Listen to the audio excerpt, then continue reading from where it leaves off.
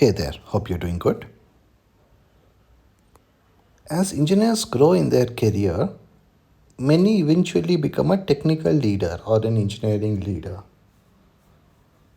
or a staff engineer or a principal engineer or an architect, right? Whatever the job title, it's a different kind of work from people management. And people managers go by different job titles like engineering manager, director, VP, CTO, etc. But those are all on the management side. Whereas this is leadership without management. So these are two different roles. Now, sometimes in some companies, some people may do both roles, typically poorly, but they're still two different roles. So let's look at the technical leadership role. The leader works across the spectrum from planning to prototyping to design to coding to debugging to refactoring to launch. Let's discuss each of these stages. Starting with planning, right? The leader would create a roadmap of what high level initiatives should be worked on to achieve company goals. This high level prioritization may say that improving the web app is important, but improving the mobile app is not important. This is very important. Typically, companies overextend themselves trying to do everything at once and getting bogged down.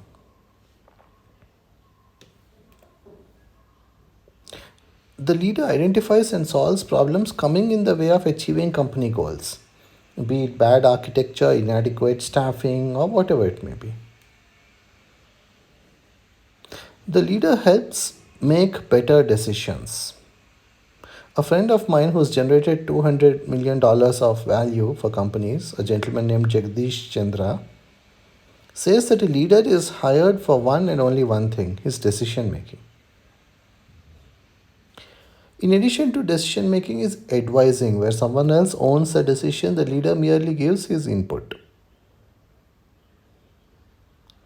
especially on decisions that are hard to change, like choosing a framework like Django, or on decisions that have high financial cost. In general, the leader is available. Anyone can go and consult with him to get help on whatever problem they are having. Can be trivial, can be super sophisticated.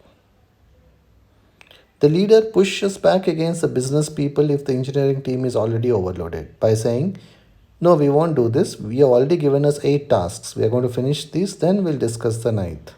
Right now, even the discussion is a distraction from the actual work. And we need to spend time executing, not debating. The leader reduces risk for projects, such as by failing fast, and he keeps the team productive. So many of these are on the planning side. Then there's prototyping. The leader would encourage prototypes to be built. These would be fake apps. The purpose of these apps is to speed up feedback cycles. You don't want to iterate with real code. You want to build a fake app. Ideally, the designer would do it using a design tool. Code would not even be required. That way, you can build 3 prototypes in 3 days and iterate with users and go back and show the modified version to them. You can do this very fast in days rather than months with code. Because one of the big reasons why products fail is they don't build something users want. The other reason to prototype is to check technical feasibility and fail fast or modify the plan based on what is feasible. So, this is on the prototyping side. Moving on, the leader works in the area of architecture and design, setting up frameworks for backend, mobile, front end, DevOps, everything. He sets up engineering processes and culture, coding guidelines, design guidelines. For example, how are we going to do threading? In my earlier startup Future Camp, we had a rule that certain threads should be used only for certain purposes to avoid deadlocks and to keep the thing responsive. So these kind of design decisions, both high level and low level design.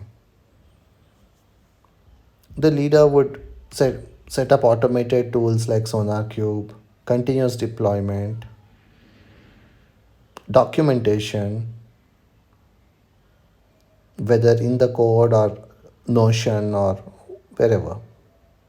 He would conduct tech talks regularly and encourage others to do so, including topics unrelated to the company, to create a healthy engineering culture rather than running a sweatshop. The leader would encourage people to share what they have learned. Someone did something, didn't work out, then he did it a different way, it worked out. Share the learning with the team. Don't feel, what's the right word to use? Embarrassed that you made a mistake, right? And we need to show these by example, including the leader first, starting by talking about a mistake he made and how he did something differently. This culture of learning from each other. So he's the leader sets up both engineering processes and culture. The leader would be available to debug things that are hard. He would control technical debt, refactor when needed, again set up guidelines for that. How do we control technical debt? We can't just go and say we're going to fix all the code at once. So how do we decide what to fix when? How do we know when something is not a problem? Like we shouldn't refactor for the sake of refactoring. The leader would be the go-to guy or go-to person.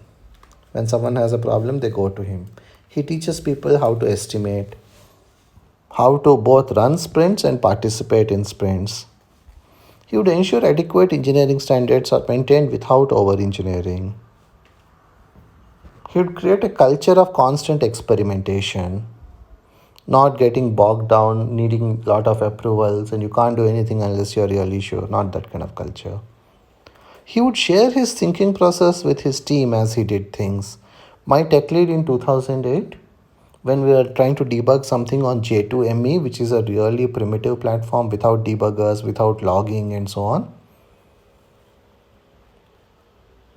he said, we had a problem, we tried some things, it didn't work. Then he said, let's form a hypothesis.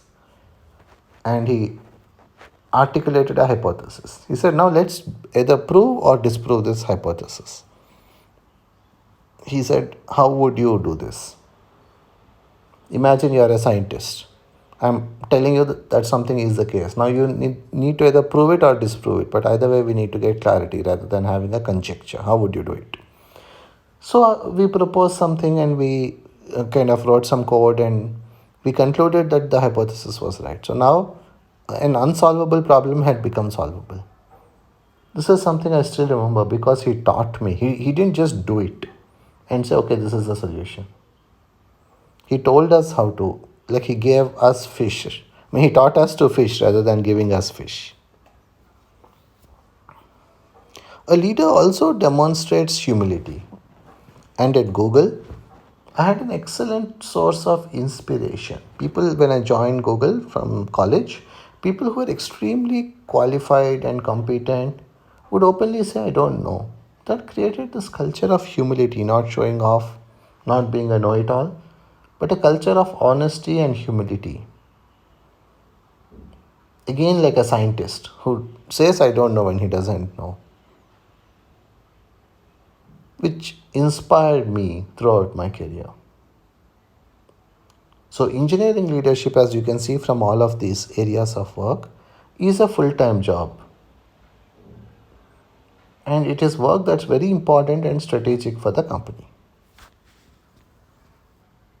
If you'd like me to evaluate the technical leadership at your company, see whether it's adequate, see if any improvements need to be made, and so on, my consulting link is in the description. Thank you.